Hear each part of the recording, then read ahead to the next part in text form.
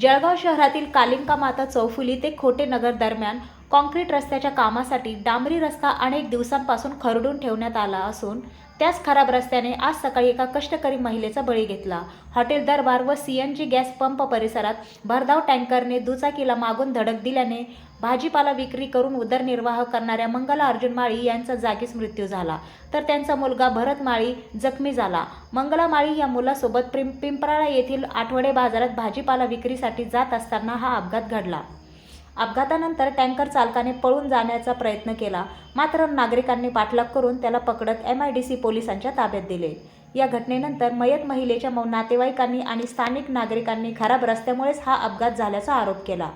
कालिंका माता चौफुली ते खोटे नगर दरम्यान रस्ता खरडून ठेवल्यामुळे वाहन चालकांना मोठी कसरत करावी लागत असून या मार्गावर दररोज छोटे मोठे अपघात होत असल्याचेही त्यांनी सांगितले। दरम्यान रस्त्याची तात्काळ दुरुस्ती करावी अशी मागणीही नागरिकांकडून करण्यात येत आहे।